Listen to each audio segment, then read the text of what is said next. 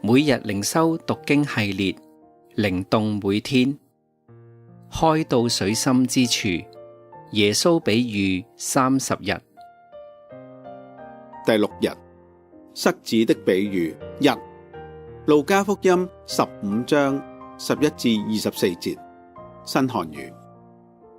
耶穌又說，某人有2個兒子，小兒子對父親說，父親，請把我應得的那份產業給我。父親就把財產分給2個兒子。沒多久，小兒子就把他的一切變賣到遠方去了。他在那裏生活放蕩，揮霍錢財。他耗盡了自己的一切。那地方又鬧起大饑荒，他就陷入困境。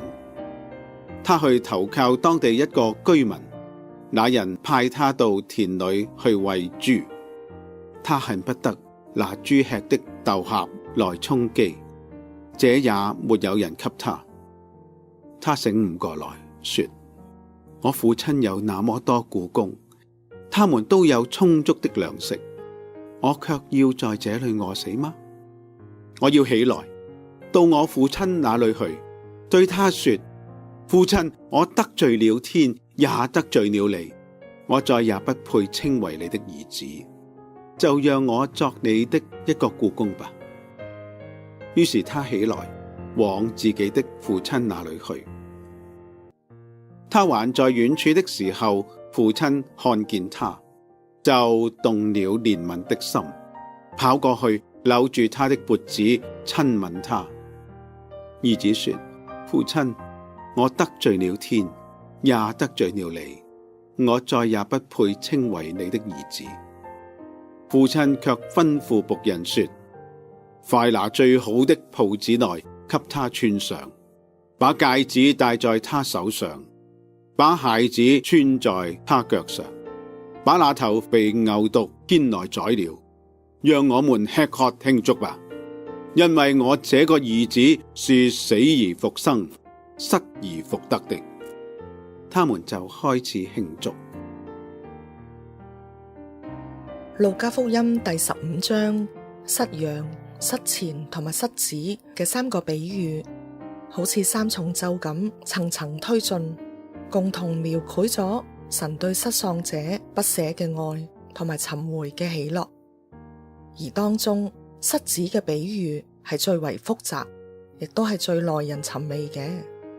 佢唔單止關乎悔改同埋接納，更加隱含住對人性、家庭同埋神恩典嘅細膩描畫。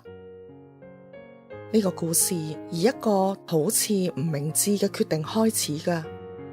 父親順應小兒子嘅要求，提前將家業分俾佢嘅2個兒子。呢個舉動喺當時智慧文學當中係被勸誡嘅，不過喺比喻裏面嘅父親卻係選擇放手，容讓兒子遠走他方。小兒子隨後就喺遠方揮霍殆盡，又遇到饑荒，淪落到要為人放豬。對猶太人嚟講，豬係不潔嘅動物，喺呢度就生動刻畫出罪所帶嚟嘅徹底失落同埋尊嚴掃地。佢唔單止一無所有，甚至連豬潲都冇辦法得嚟充飢。正係呢個極度嘅卑微當中，佢醒悟過嚟啦。呢個醒悟包含咗理智嘅計算，就係佢意識到做父親嘅僱工都可以活得更好，但係當中亦都不乏心靈嘅轉向。佢承認自己得罪了天，亦都得罪咗佢嘅父親。佢願意將自己完全交付喺父親嘅憐憫當中，謙卑歸回，唯靠恩典。呢個係真心悔改嘅表現。故事最動人嘅係父親嘅回應。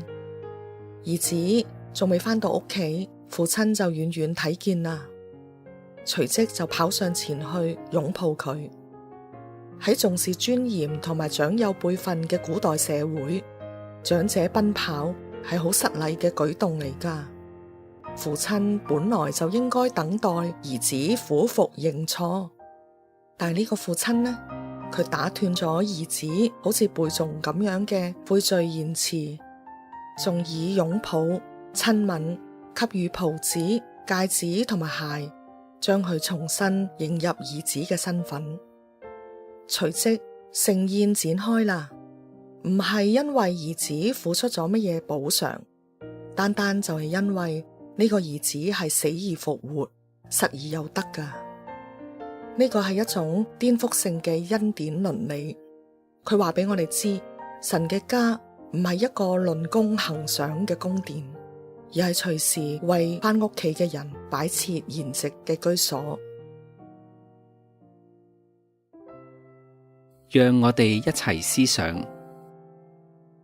第一，喺三個比喻入邊，失喪嘅比例係從1%、1/10，最後遞進去1/2，同時亦都從財物進而去到好似仔一樣咁親密嘅關係。